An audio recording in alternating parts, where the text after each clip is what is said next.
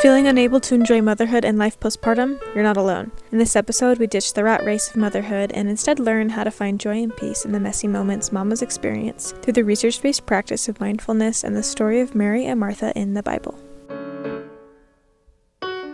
Hey, welcome to the Mommas Lounge podcast, where we get real about the beautiful chaos of postpartum. I'm your host, Camille Perkins, and I'm happy you're here. We're all about authenticity, the highs, the lows, and the unexpected messy middles. We'll find strength in our faith, embrace our diverse experiences, and love without judgment. So, grab your favorite beverage, get comfy, and let's chat. Hello, mamas. I'm just going to go ahead and catch up like I'm catching up with a friend. I think that'd be fair because, I don't know, it's just helpful to understand where I'm at in life and kind of give you context so that when you're listening to the rest of my podcast, it might make more sense in what I'm experiencing.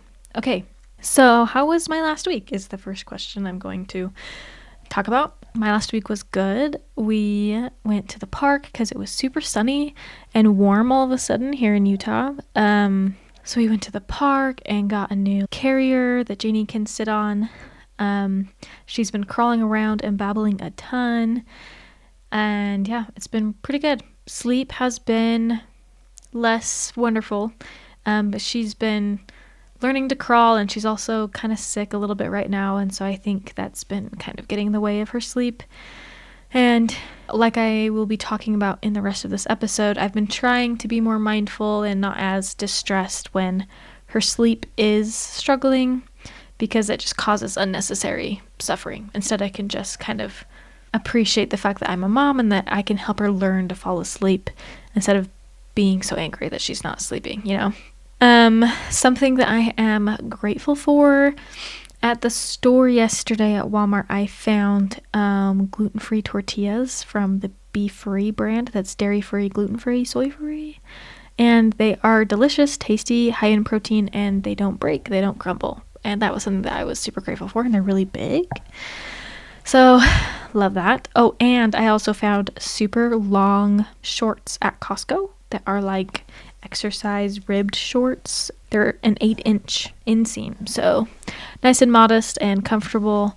I literally have been wearing them for 2 days straight. It's fine. And then what is something frustrating that happened? There's been plenty of things, but just one is, honestly, I think Janie's sleep has been making it harder for me to process and manage my anger during the day. That's been something that's frustrating, is I know that I can manage my anger and do a lot better, but sometimes when I'm tired, I don't do as well managing it. I'm doing a lot better right now, though, so that's good. Okay, so today we're going to do like a mini spiritual thought / book club reflection / brain dump. I actually recorded this episode earlier today, but I was so discombobulated and I was anxious that Janie was almost going to wake up and I didn't know when. And I also hadn't thought through and typed out my ideas yet. So, I tried to just go for it and record the episode. And let me tell you, it was a mess. And I tried to start editing it, but as I was going through, I was like, I can't. So we're going to redo this, but now I've kind of written out my ideas and hopefully it'll be more helpful for all of us. So I'm just going to start with some things that I learned at BYU. So as some of you know, I graduated from BYU with a bachelor in psychology and an emphasis or minor, whatever you want to call it, in family studies. And something that I learned from a professor that I really love, his name is Professor Jared Warren. His specialty is kind of about the psychology of well-being, the psychology of happiness, the psychology of understanding the mind and the spirit in a way that helps us to find peace is the best way I can explain him. He's really cool. And so I took one of his classes and I learned a lot about mindfulness. So shout out to him. He's also an incredible photographer and he actually sells a mindfulness course. So if you're interested in a mindfulness course, he literally has no idea that I'm saying this, by the way. I'm not sponsoring him. I highly suggest it. He does a really good job. So I actually don't know what his website is called. I can link that in the show notes. But it's you could probably just Google Jared Warren photography or Jared Warren mindfulness on Google and it'd probably come up. So anyway, so he taught a lot about the mind and its capability to focus on specific things and how that can help us to kind of control our anxiousness a little bit better. In other words, mindfulness, right? Or savoring or appreciating the outdoors. Like we can choose something to focus on to help us to be present in the moment. And it's cool because I was doing a scripture study a couple weeks ago and I realized that Jesus taught this too. So this must be pretty important, right? If I've got a professor who's done years and years and years of research, really intense research on mindfulness and being still and understanding that when we tune in to our bodies and our minds, we can find happiness and we can find peace.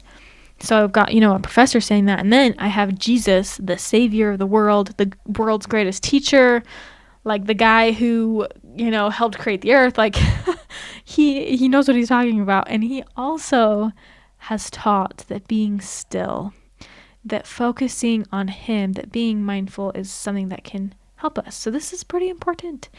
So I'm going to start with Jared Warren and kind of what he did to help us learn about this, and then I'll go into what Jesus taught, and then also what Dr. Millwood taught in her book, To Have and to Hold, and kind of tie it all together. Hopefully it makes sense. So Professor Jared Warren, he had us read a book called The How of Happiness. It's a great read. And my biggest takeaway of this book and of something that Jared Warren did in class is the idea of the rat race. So in class, Jared Warren showed a video. I wish I knew what it was called. Maybe I can find it and then link it in the show notes as well. A video of like rats running around in a humanistic world, constantly trying to chase happiness, basically. But they go from shopping to being busy to this and that, being constantly pulled from ad to social media, whatever, and never reaches happiness. And then at one point, the mouse is actually in the elevator with happiness and completely doesn't understand that, like, it can be happy, right? Because it's got happiness right there. And then, happiness floats away, and then it keeps chasing it. And so the idea of this is we're constantly saying, oh, I'll be happy when. And the how of happiness from Sonia, I don't know how to say her name. It's like Limbrominsky. Let me look. Limbromirsky. Sonia, if you hear this, I apologize. Your last name is beautiful. I wish I could say it. She talked a lot about how it is toxic to think, I'll be happy when. I'll be happy when I have a big home. I'll be happy when I have this much money. I'll be happy when I'm healthy. I'll be happy when I can do this again. I'll be happy when I'm graduated. I'll be happy when I have a baby. I'll be happy, blah, blah, blah, right?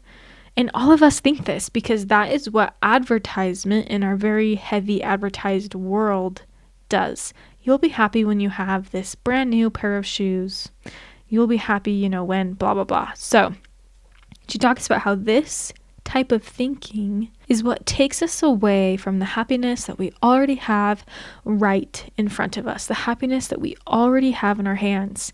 It's kind of like you have an ice cream cone in your hand right now, but you're so stuck watching an ad for a different ice cream cone that you forget to eat the ice cream in your hand. It just melts away and you're unable to appreciate what you already have because you're constantly wishing you were somewhere else. You're constantly wishing you were doing something else. You're constantly wishing you had something else. And that is something that is just toxic. So if you're a big reader, I would encourage you to read The How of Happiness. It's super cool. She basically coaches you through different ways that can help you to be happy. And one of the ways I'm pretty sure is savoring, which is kind of what I'm getting into, is the idea of being able to savor the things that you already have around you. So Martha, in the story of Mary and Martha, to give you context if you haven't heard the story before, basically Jesus is coming to visit his friend Lazarus, and Lazarus has two sisters, Mary and Martha. And upon hearing Jesus is coming, Martha is super excited, and she, in her excitement, gets anxious about her home and about feeding him. And so the whole time Jesus is over, she's like cleaning the house, being super anxious about making sure things look right, making sure food is prepared, all these things. And to be fair, this is totally culturally appropriate and historically appropriate, right? Like women, something that they love to do and something that was expected was for them to serve their hosts by making their home comfortable, by making the food ready for them and all those kinds of things. And honestly, as a wife and mother today, sometimes I feel that too. If I have someone coming over, I know before we had Janie, if Drew and I had someone coming over, we would super fast, like clean the house, vacuum, make everything look nice, super fast, like make food for them when they came over, because we wanted them to feel comfortable. We wanted them to be able to enjoy just being in our home and having food. And we wanted to enjoy their company and not be worried about what our home looked like. So I kind of feel Martha in this way. And then in the rest of the story, Mary is Martha's sister, and she doesn't help Martha do all of this. Instead, she welcomes Jesus, sits down, and just listens to him teach. And she doesn't help Martha. So this is what the scriptures say. I'm going to read it from Luke chapter 10, verse 39. And I'll just kind of read the whole story. It says, "And Martha had a sister named Mary, which also sat at Jesus' feet and heard his word." So the rest of Jesus' disciples were doing the same. "But Martha was cumbered about much serving, and came to him and said, Lord, dost thou not care that my sister hath left me to serve you alone? Bid her therefore that she help me. And Jesus answered and said unto her, Martha, Martha, thou art careful and troubled about many things, but only one thing is needful. And Mary hath chosen that good part, which shall not be taken away from her." So I remember when I first learned about the story, I was like, oh my gosh, like Jesus is so mean. Like Jesus didn't validate Martha. And he also said that Martha, it felt like he was saying, Martha, I don't care that you're serving me. You can keep doing that while Mary gets to listen to me. But that is not what he's saying. That's not what he's doing. I don't know if you have listened to The Chosen, or not watched The Chosen, but they do a really good job at portraying how this might have actually looked like in our day if Jesus were to do this all over again. So I would definitely suggest watching that episode. It's in season 4 of The Chosen. Again, not sponsored. I wish I was sponsored by them. That would be cool. But basically, Jesus is saying, Martha, I am so grateful that you're serving me, but I need you to understand that what is most important right now is that you hear me, that you listen to me, and that you enjoy my presence, because I'm giving the words of life right now. I am giving light, and you're distracted by doing good things, but you're distracted from having the better thing. Something that in my church, the Church of Jesus Christ of Latter-day Saints, that is said often, it's a quote from an apostle and currently the president of the 12 apostles. His name is President Dallin H. Oaks. He gave a general conference talk titled Good, Better, Best in October of 2007. And he emphasizes that not all good things are equal. Some good things are better and some good things are best. And so something that is really cool about this is I feel like Martha serving Jesus was good, right? It was not a bad thing. And what Mary was doing, sitting down and listening and being attentive and being in the moment with Jesus, was better. And so how does this relate to motherhood? I felt like God was telling me when I was reading this, I felt like he was telling me, Camille, when you're with your baby, what's important is that you are with her, that you listen to her, that you play with her, and that you enjoy being with her right now, that you're mindful and that you savor the moment, you savor her, instead of constantly being pulled towards, oh, I've got to do dishes, oh, I've got to do this, I've got to do that.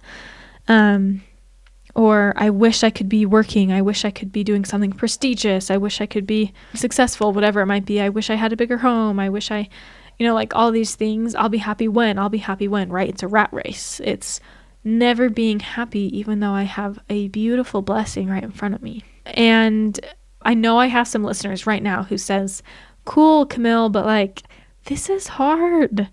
I struggled with this postpartum myself, my friends. I big breath. I remember I would have moments where Janie, 2 months old, 1 month old, was laying on the floor, playing with a rattle or a toy, or honestly just kind of sitting there looking up at the ceiling. And I'd be sitting on the floor with her, and I'd have moments where I would just think, what am I doing here? Why? Like, I'm just sitting here with a baby. Do I have any purpose? What's the point? I'm bored. I feel horrible for thinking I'm bored because I have a baby, but I feel bored. I feel kind of worthless. Like I'm not doing much good, right? I'm just kind of sitting here watching my baby. And for people who haven't experienced this, that might sound kind of shocking, but it is a very common experience for mothers who are having a lot of baby blues or depression or anxiety or whatever the case. It can feel really monotonous and sometimes even meaningless to sit with a baby 24/7 and be depressed at the same time. Do you know what I mean? I don't know. And thankfully, I've gotten out of that. But some mothers, this lasts a long time. Some mothers, it doesn't happen for them. And then all of a sudden, at 8 months, they'll start to feel that depression. And it's interesting because a lot of people think that postpartum depression is something that kicks in immediately. And it is for some people. But for others, it actually can happen, like I said, 8 months later. You could be totally happy, loving your baby, loving life. Everything is bliss. And then at 8 months, all of a sudden, things get dark, cloudy, and you experience depression. A big part of struggling to find strength and happiness in this is when we become cumbered about many things, or when we become not in the present and we kind of like look out. For me, it felt like an out-of-body experience. Sometimes I'd be sitting on the floor with my baby Janie, and I knew she was beautiful, and I knew that like what I was doing was good, but sometimes I just have this almost out-of-body experience where I'd get really meta and be like, wow, like I'm just sitting here on the floor doing nothing. And that just made me feel awful, and I just would feel bad. And that prevented me from instead savoring the moment like it's chocolate, right? It was almost like I was focusing on all the other things that weren't true, right? Instead, I've learned now that I can savor the good moments. Okay, so that was a little bit of a tangent, sorry. But I'm just trying to kind of explain this experience where sometimes we get so caught up in our anxiousness or in our blues or whatever it might be that we're unable to be present. And I hope that this is helpful for listeners who aren't mothers, or who have graduated from being a mother, whoever you are, in anything that we do, this can happen where our brain goes elsewhere. And Dr. Millwood talks about this, and I probably won't read all of it, but she has a subtitle in the chapter Mom Interrupted called Wherever You Go, There You Aren't. And she talks about some research from some other psychologists about mindfulness and how we're constantly have our brains elsewhere, and so it's hard to experience happiness right now. And it's really cool because on page 67, this is where I kind of felt like she was speaking similar to the Mary and Martha situation. So she talked about a lady who came into therapy on page 66. She talks about like this lady who came in, and with her first child, she was super distressed, baby blues, super anxious, unable to handle, being a mom. But then she talks about with her second baby, it's bliss. It's intoxicating with how beautiful and wonderful motherhood is. She said, what was the difference? And the difference is with a first baby, you don't know what you're doing. You have incorrect expectations from friends, other people, the world, kind of sugar coating what motherhood is like. And then you might be anxious about if you're doing things right, if the baby's going to be okay. And these thoughts that we constantly have, they pull us away from our actual experience of a beautiful newborn baby in our arms, right? Dr. Millwood talks about how for this particular mom, the second baby was easier because she was able to be mindful and less judgmental about her rough experience. And then she says she had a similar experience, and she says, it's not that my firstborn needed or deserved more from me than what he got. He was very well cared for, and I did try to soak up his deliciousness thoroughly and often. But I deserved to focus more mindfully on him than I did. When I read that, I just thought to myself, I want to take what she learned and apply it right now. I don't have to wait for my second kid to try to be mindful and focused on Janie and to try to dispel the distractions of wishing I was elsewhere or wanting to get the house clean or the chores done, being like Martha. So I just think it's super interesting that in 3 different places we have been taught from Dr. Millwood, from Sonia Limbrowinski, and from Jesus, and from my professor Jared Warren. And I'm sure there's so many other people who teach about this, but they talk about mindfulness being a big help to finding peace and stillness and calm and happiness. And for a lot of you who are listening, you might think, I am so bad at that. And that's okay. It takes practice, and practice means you're going to struggle at first. You also don't have to do this.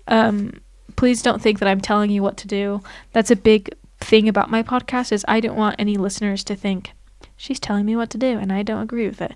I'm not trying to tell you what to do. I'm just telling you what has worked for me, some things that I'm reading, and you can decide for yourself if you want to try it or not. But definitely helped me. So I'm going to share kind of an experience that I've had with Janie, like contrasting experiences. So I remember before I had Janie, I always thought to myself, like, how am I going to know when she needs a nap?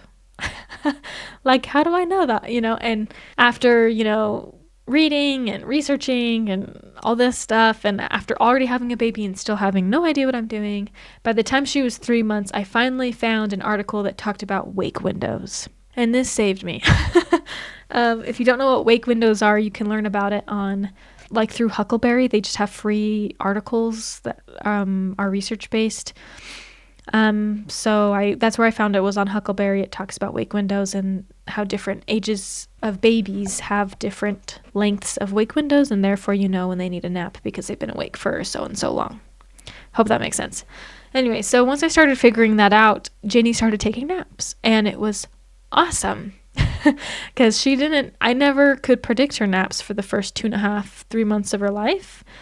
Maybe it was even 4 months, I can't remember, but for a long time, I just kind of let her sleep when she would sleep. And usually that was in my arms. And so I was kind of always attached to her, which means I was never getting anything done. And I was kind of like a lazy couch depressed potato. I wasn't lazy. I was a mother struggling and not knowing what to do. So she just held her baby. And you know what? I think in the moment I was doing the best that I knew. And so I try to give myself credit.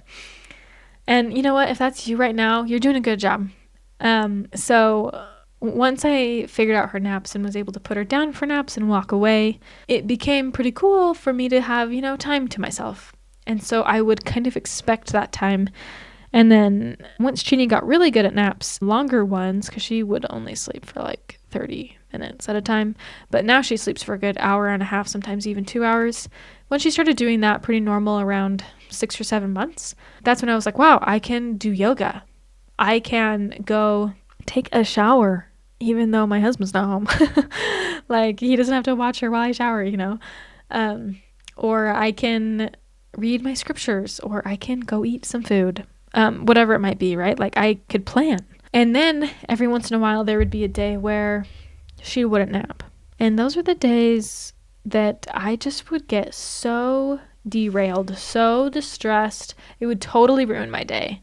And this is probably, 2 or 3 months ago. And the problem was I would make it about myself. I would focus on, like, I must be doing something wrong. And so in preparing for my episode, I wrote down, like, kind of the thoughts that I would have. And these thoughts would make me feel angry and hopeless. And I just had a big anxiety spiral. I would kind of say, in my head, I'd say, like, what am I doing wrong? Did I forget to help her in a certain way? Is that why she won't sleep? Like, I must not be a good mom. And then I would start to catastrophize, and I'd say, like, I'll never get my body back because she won't ever nap, or I'll never have time for myself. I'll never be able to rest. I'll never be able to teach her to sleep well enough. And then I would compare, and I'd say, my friends are doing great. Why am I struggling? So these were the thoughts that I would have that would be, kind of a big struggle for me, and it would make me feel really bad because I was not mindful about the experience. Instead, I was anxiety filled, constantly thinking, what did I do wrong?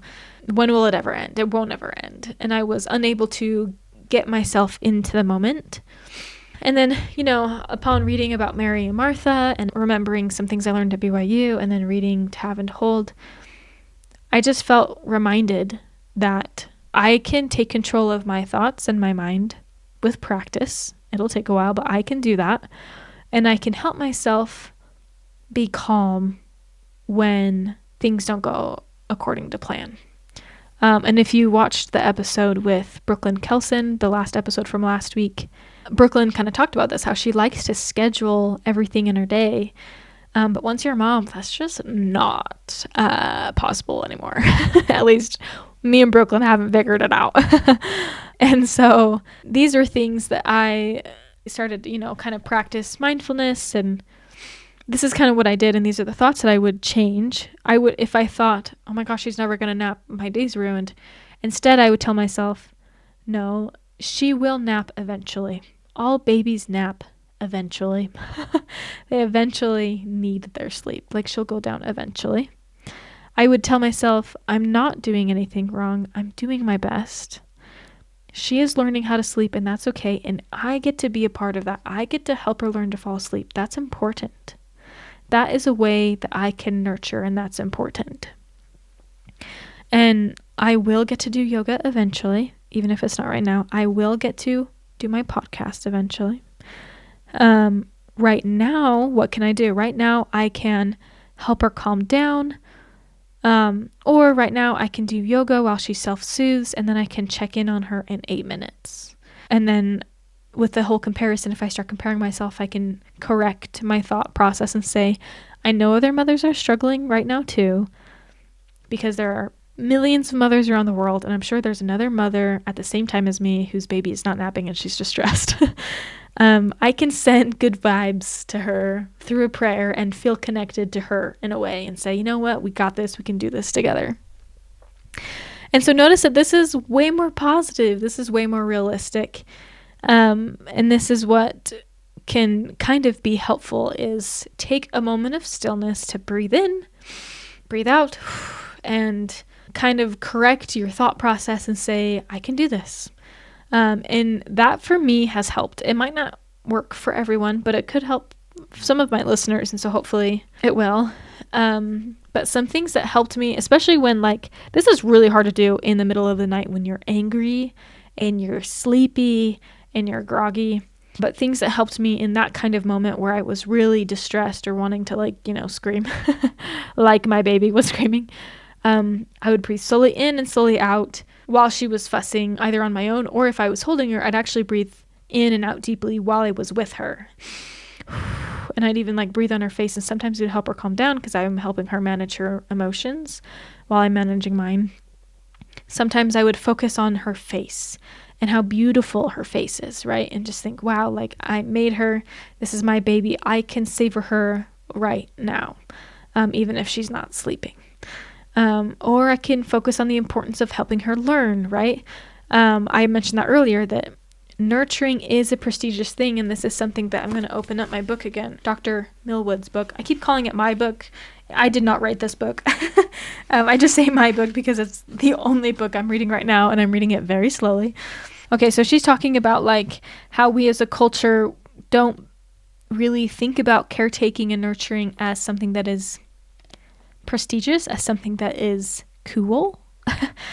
We just, for some reason, we think it's something that you do if you're not educated, then you're a mom. And that is just not true. It is not the case. And so this is something she says. It's on page 68. Indeed, there is nothing outrageous about the claim that as a culture, we would certainly benefit from valuing the caretaking and nurturing that sustain the human species as much as we value the workplace, work that generates income.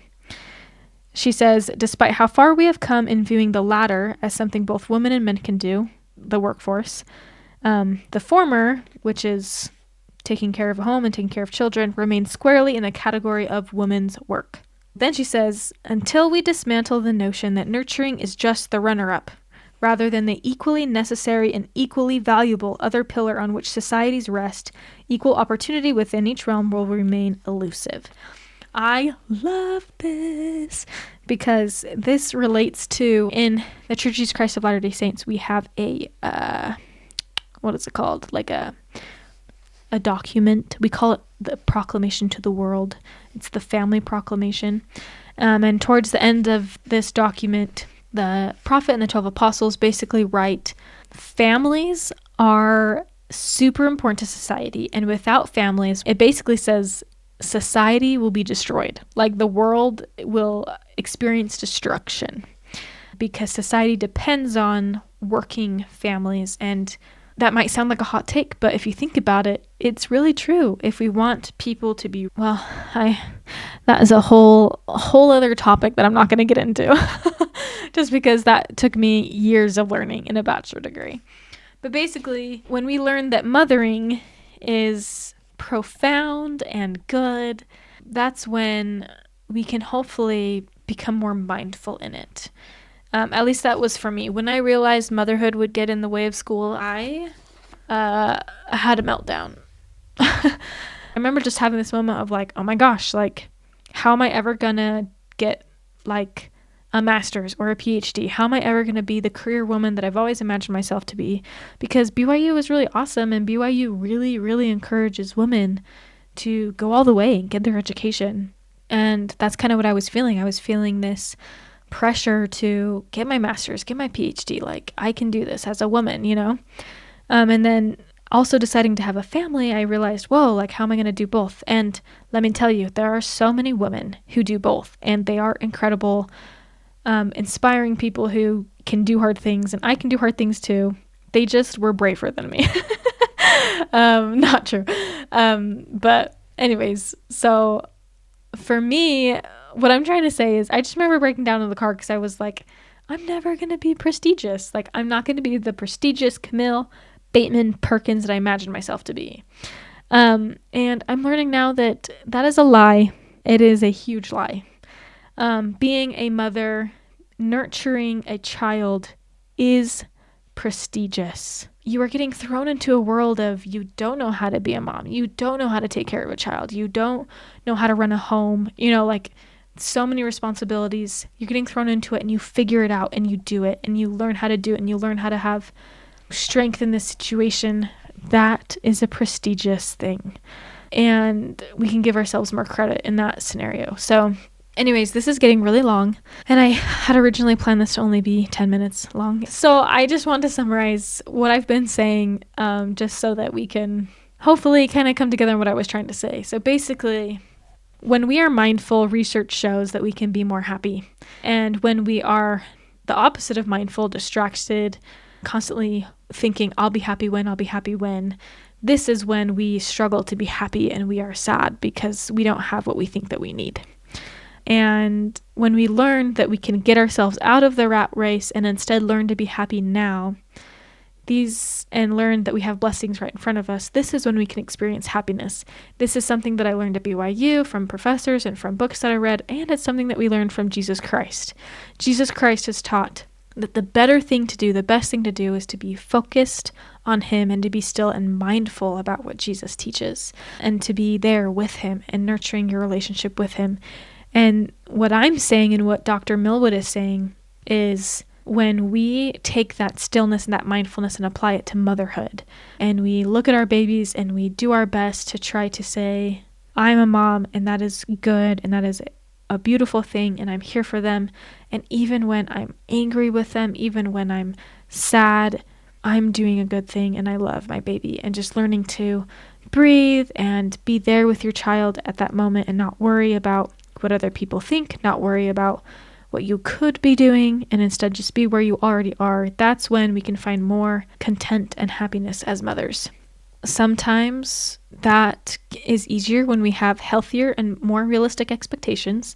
That's another thing that I'm hoping my podcast will do, is as people listen to it, if they aren't mothers already, they can see and kind of get rid of their incorrect expectations and say, okay, I'm not going to have these all perfect expectations for when I have a baby. I can realize that life is more complicated than that, and that's okay. It's okay if I struggle postpartum, right?